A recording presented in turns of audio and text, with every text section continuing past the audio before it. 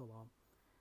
Hazırladığımız VBA modelinin birinci mərhələsi, yəni sual-cavab bazasının dinamik olaraq qurulması üzrəkiləri demək olar ki, yekunlaşdırmışam və onun iş prinsipi barədə sizə məlumat vermək istəyirəm. Excel faylını açdıqda ekrana belə bir giriş pəncərəsi gətirilir və burada istifadəçi kod və şifrəni daxil edirik. Daxil ol düyməsini sıxdıqda ekrana istifadəçinin kimliyindən və onun səlahiyyətlərindən asılı olaraq menyu gətirilir. Hal-hazırda yeganə menyumuz mövcuddur, sual-cavab bazası. Bu menyuya keçid etdikdən sonra belə bir pəncərə açılır. Burada kateqoriya və alt kateqoriyalar görünür. Deməli, əgər yeni bir kateqoriya əlavə etmək istəyiriksə, bu düyməni sıxırıq və kateqoriya adını daxil edirik.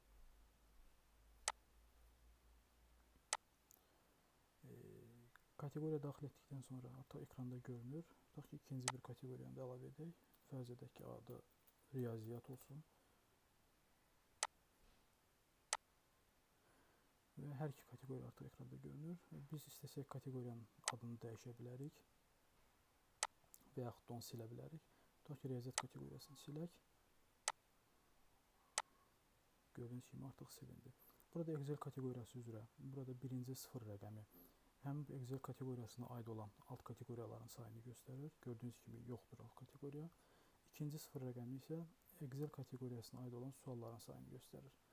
Biz Excel kateqoriyasını seçdikdə ona yeni bir alt kateqoriya əlavə edə bilərik. Fərz edək ki, adı Sum Ifs olsun. Gördüyünüz kimi artıq birinci sıfır rəqəmi artıq 1-ə çevrildi. Üzərinə vurduqda onun Sum Ifs alt kateqoriyasını görə bilirik. Əgər biz bu alt kateqoriyaya yeni bir sual əlavə etmək istəyiriksə, onun üzərinə vururuq və belə bir pəncərə ekrana gətirilir. Və burada biz yeni bir sual əlavə edə, mövcud sualı dəyişdirə və yaxud da silə bilərik. Bu düymələr vasitəsilə isə sualı irəliyə və yaxud da geriyə doğru hərəkət etdirə bilərik. Bu hissədə isə ekranda əks olunacaq sualların dərəcəsinə, ağırlıq dərəcəsinə görə gətirilməsi prosesi tənzimlənir. Gəlin yeni bir sual əlavə edək. Şərti olaraq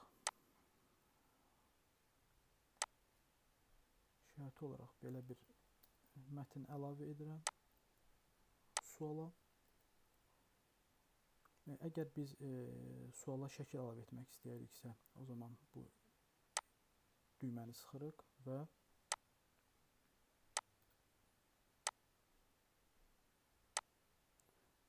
tutaq ki, mən belə bir şəkil əlavə edirəm və şəklin ölçülərini də dinamik olaraq özüm təyin edirəm.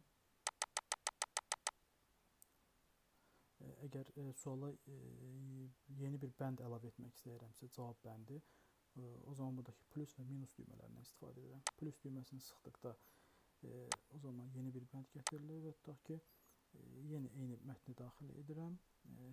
Şəkil olaraq isə artıq bu şəkli seçirəm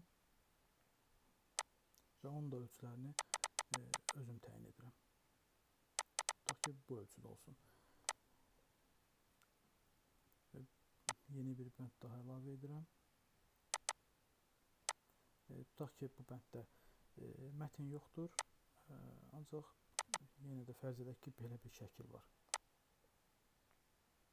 Əgər şəkli çıxarmaq istəyirəmsə, o zaman bu işarədən istifadə etməklə əlavə etdiyim şəkli çıxara bilirəm.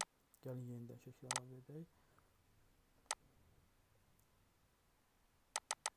Tutaq ki, şəkil olsun bu ölçüdə.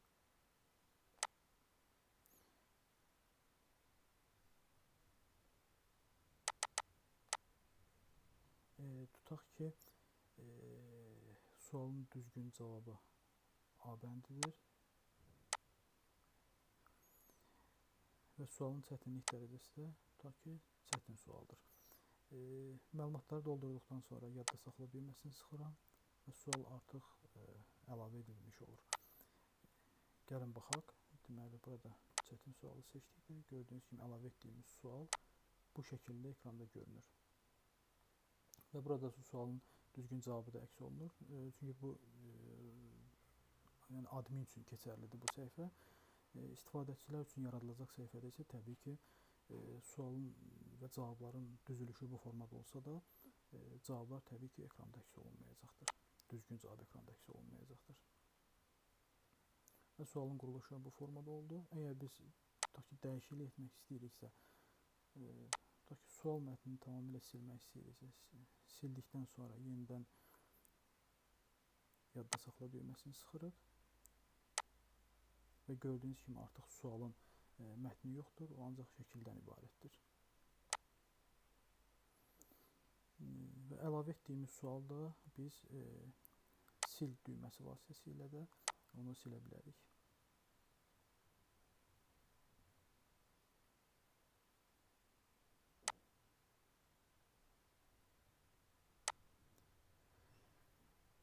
Sual-cavab bazasının formalaşdırılması ilə bağlı olan hissə barədə bu qədər. Əgər nəsə əlavəniz və yaxud nəsə bir düzəlişiniz olarsa, onu bildirə bilərsiniz. Mən o düzəlişləri edim və bu hissə artıq tam yəni yekunlaşdıqdan sonra artıq digər növbəti hissələrə istifadəçilərin qeydiyyatı, onların imtahan prosesinin başlanması, sualların ekrana gətirilməsi, dinamik olaraq, randomli olaraq ekrana gətirilməsi, cavabların randomli olaraq əks olunması kimi məsələləri də kodlaşdırmağı düşünürəm. Çox sağ olun.